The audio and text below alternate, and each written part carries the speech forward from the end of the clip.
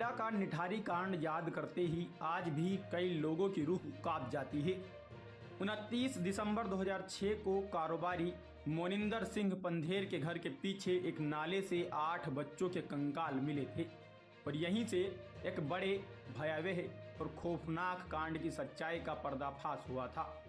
निठारी कांड को बच्चों और लड़कियों के साथ दरिंदगी के लिए एक बदनुमा दाग की तरह जाना जाएगा।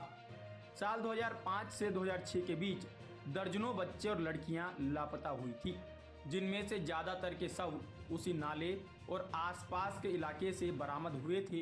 यह मामला न सिर्फ खौफनाक दरिंदगी और वहशत का था, बल्कि पुलिस की लापरवाही पर भी सवालिया निशान था। इस कांड के केंद्र में थे दो नाम, मोनिंदर सिंह पंधेर और उनका नौकर सुरेंद्र कोली। पंधेर एक अमीर व्यवसायी थे जिनका डुप्लेक्स पर घर निठारी के सेक्टर 31 में था। कोली उनके घर में चपरासी का काम करता था। जांच एजेंसियों ने आरोप लगाया कि कोली ने बच्चों को लालच देकर घर बुलाया, उनके साथ दुष्कर्म किया, उनकी हत्या की और फिर शवों को नाले में फेंक दिया। पंधेर पर भी सहयोग का इल्जाम था। कोली को तो नरभक्षी तक कह गया, क्योंकि कथित तौर पर वह शवों का मांस भी खाता था। लेकिन यह सब गवाहों के बयानों और कोली के कन्फेशन पर टिका था, जो बाद में विवादास्पद हो गया। निठारी कांड में कुल 16 से ज़्यादा केस दर्ज हुए, लेकिन मुख्य रूप से 13 ट्रायल कोर्ट केस थे। सीबीआई ने जांच संभाली और कोली को 13 मामलों में मौत की सजा सुनाई गई। निचली अदालतों ने 2009-10 में ये सजाएं दी। उदाहरण के लिए रिम्पा हलदार नाम की 15 साल की लड़की के बलात्कार और हत्या के मामले में कोली को फांसी की सजा हुई। इलाहाबाद हाईकोर्ट ने कुछ मामलों में सजा बरकरार रखी, लेकिन पंधेर को कई केसों में बरी कर दिया गया। सुप्रीम कोर्ट ने 2011 में कई सजाओं को पुष्टि की। कोली 16 साल तक डेथ रो रहा था, लेकिन दया याचिका में देरी के कारण 2015 में उसकी सजा उम्रकैद में बदल गई। मौत की सजा मिलने के बावजूद मामले में कई खामियां उजागर हुई। कोली का कन्फेशन जबरदस्ती का बताया गया। जांच में डीएनए सैंपल मिसमैनेजमेंट्स हुए, शवों की पहचान पूरी नहीं हो सकी। सीबीआई की रिपोर्ट में कहा गया कि पुलिस ने शुरुआत में लापता लोगों को भागे हुए मान लिया था। पीड़ित परिवारों का गुस्सा फूटा। वे कहते थे कि गरीब इलाके के बच्चे गायब हो रहे थे, लेकिन अमीर पंधेर के घर की तलाशी लेट हुई। साल 2011 तक कोली को दोषी मान लिया गया, लेकिन सबूतों की कमजोरी पर बहस जारी रही। साल 2023 में इस केस में नया मोड़ आया। 16 अक्टूबर को इलाहाबाद हाईकोर्ट ने 12 मामलों में कोली को बरी कर दिया।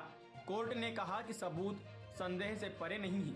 कोली का कन्फेशन अविश्वसनीय, रिकवरी अमान्य है।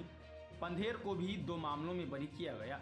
हाईकोर्ट ने पुलिस और सीबीआई की लापरवाह जांच पर तीखी टिप्पणी की। केवल एक केस रिम्पा हलदार वाला बाकी रहा, जहां कोली की उम्रकैद बरकरार थी। सीबीआई और यूपी सरकार ने सुप्रीम कोर्ट में अपील की, लेकिन जुलाई 2025 में सुप्रीम कोर्ट ने हाईकोर्ट के फैसले को सही ठहराया। अब बचा था आखिरी केस। कोली ने साल 2011 के सुप्रीम कोर्ट फैसले के खिलाफ क्यूरेटिव पिटीशन दाखिल की। यह आखिरी कानूनी हथियार था। मुख्य न्यायाधीश BR गवई, जस्टिस सूर्यकांत और जस्टिस विक्रम नाथ की बेंच ने 7 अक्टूबर 2025 को सुनवाई की। कोर्ट ने कहा, यह न्याय का मजाक होगा अगर 12 मामलों में बरी होने के बाद एक में सजा रहे।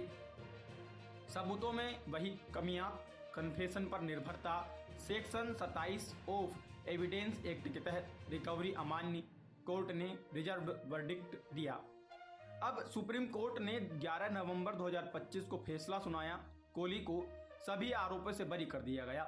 जस्टिस विक्रमनाथ ने कहा, शक चाहे कितना गहरा हो, सबूत की जगह नहीं ले सकता। कोर्ट ने 2011 का फैसला और 2014 की रिव्यू पिटीशन खारिज करने का आदेश रद्द किया। याचिकाकर्ता को बरी किया जाता है, तुरंत रिहा करें, यह आदेश था। कोर्ट ने जांच एजेंसियों पर सख्त टिप्पणी की। लापरवाही से असली अपराधी छूट गया। अब कोली 19 साल की कैद के बाद आजाद हो गया।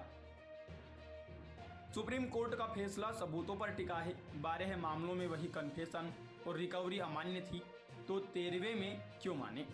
कोर्ट ने कहा न्यायपालिका जल्दबाजी नहीं कर सकती, कन्फेशन जबरदस्ती का कोई इंडिपेंडेंट विटनेस नहीं, डीएनए और फोरेंसिक सबूत नाकाफी थे। हाईकोर्ट ने पहले ही पुलिस की पर फंक्शनरी जांच को फटकारा था। कोर्ट ने रिम्पा अशोक हुर्रा केस के आधार पर क्यूरेटिव को मंजूर किया क्योंकि यह न्याय के हित में था। फैसले से पीड़ित परिवार सदमे में है।